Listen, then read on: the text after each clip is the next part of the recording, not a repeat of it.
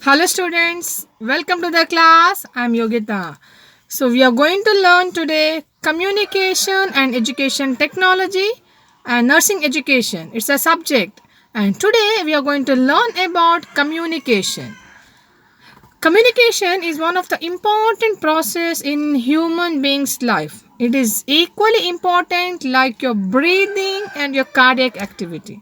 And none of the human being can survive without communication. Definitely, different modes, different types of communication we are doing in our day-to-day life. Now, first, the definition. What do you mean by communication? Communication is the way of exchanging ideas, sharing their perception and their feelings between one and two persons. There will be two individuals. Among them, the sharing of ideas, perception will take place. One will be the sender, one who sent the message, and one will be the receiver who received the message exactly what the sender has been sent. Okay. Now, what are the important component of your communication? The important component of a communication, one is sender. Now, a sender is a person, one who is sending the message. Now, see here, I am the sender. I am sending a message. I am sending information on communication. Then, a receiver, a one who is receiving the message. You are looking at this video, you are the receiver. You are receiving my message. You are receiving my information. We want a channel. Channel is a way that how I send my communication, a media which I use to deliver my idea. It may be a telephone, emails, letters, mass medias, any mode of process which I select to deliver my communication. Then encoding. That means here we are, it's a process of communication where we are sending the message to the receiver.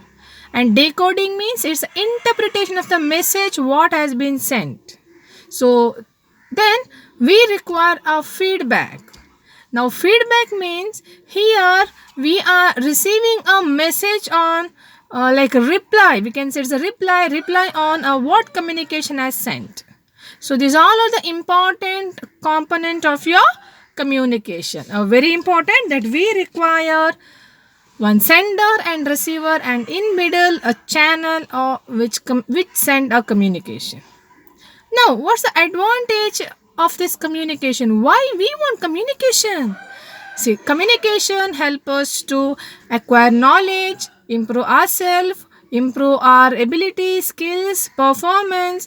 It helps you to make a decision, improve your skills. It also help in raising your morals, advising, warning you from certain harmful aspects of your life. See, many help, many advantages we are going to get because of communication. Next, what are the different types of communication? It's very important. Mainly, we are having two types of communication. One is verbal and non-verbal. Now, in verbal communication, that means words are used.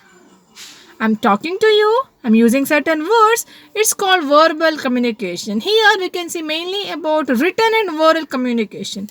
Written means certain words are used to write. So you're writing a letter, you're drafting a mail to your higher authority. See, this is written.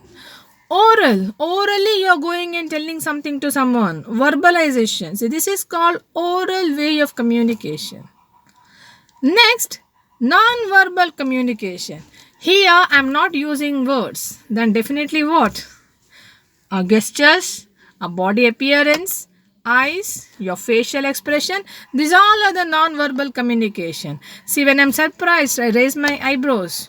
When I'm angry, you look at the eyes. See, and your body postures. When you're interested in somebody's talk, you lean forward and you listen. And you're relaxing when you're really not interested. You're locked your hand when you are not interested, as well as you are not obeying. See, a different body postures will give you different impression on your communication. So this is called non-verbal communication. Okay, so next, What are the barriers of this communication? See, we are talking, but there will be certain obstructions which really disturbs our communication. Now, what are those barriers? See, for example, now you're looking at this video to learn communication. If you have a poor internet, no much speed, it's heavy rain, thunder, where there is no charge in your mobile. See, these all are the barriers which will interrupt this communication. So, like that, there are certain barriers that will obstruct the process of communication. Mainly internal and external barriers. Now, external barriers are around the environment, like environment, loud noise, and very bad smell, overcrowding, and no proper connections, no proper gadgets to communicate. Internal barriers like I'm not keeping well, I'm having physical uneasiness, I'm having mental uneasiness, I'm tired, I'm not interested, I'm exhausted, I'm not able to pay the concentration. So these all are my internal factors. My emotional status, I'm extremely happy, I'm very sad, I'm not interested, my mood is not okay. See, these all are the factors, internal factors which really disturbs. And the way of choosing a communication. Maybe you're making a phone call. There is no balance, no internet, no network. You're writing a letter. A letter is like damaged. See, these all are the external environment which disturb your way of communication. Now, how can you like overcome with this barrier? That's very important, that how you will overcome with the barrier. Okay, now when you want to overcome with the barrier, it's very important that you find out what you want to communicate. You select one idea at a time, deliver one speech at a time, and wait for the feedback so that you will get a confirmation, yes, a receiver has received the message. Then you try to have a control over environment which really brings the disturbance, like your physical environment, your environment which is very noisy, and because of that, that will be a distraction in your communication. So you can try to control that external factors.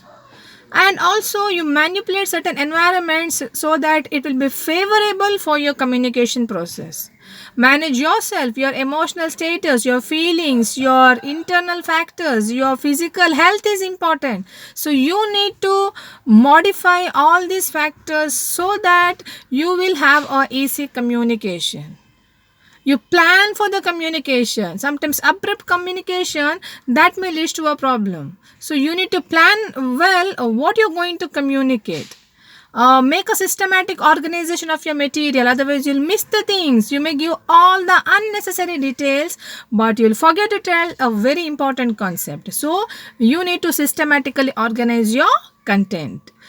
And you brief the matter to the individual, or if you want to explain that to any other person, explain that in a simple language. Avoid technical terms so that others may not understand the technical term abbreviations. So chances of miscommunication. There is no use of any communication what you did. So always use a simple language, and language should not be a barrier. You're speaking to a person who don't know English. What's the use of talking? So you must understand what is their level of knowledge, what language they know, what language they are able to understand. Now, based on that, you keep with your communication. That will help you. Okay. Then also you see that what matter you're going to speak. Is that really genuine interest? So that you are able to catch the attention and interest of that opposite person. You see the physical condition, physical environment, health status of that individual so that you can continue communication. If the person is not interested, not keeping well, exhausted, tired, not able to pay the attention and concentration, please take a rest, a pause in your communication so that the individual or the opposite person gets some time for relaxation so they can manage themselves to come back to the process of communication. So this is about your communication. Okay, I hope you understood. We learned about the definition. Communication is nothing but sharing the idea and perception between two people. So here we need one receiver and one a sender. And the component of Communication is sender, receiver, channel, coding, decoding, concept, context, materials. Feedback also is required. Then type of communication, verbal and non-verbal communication.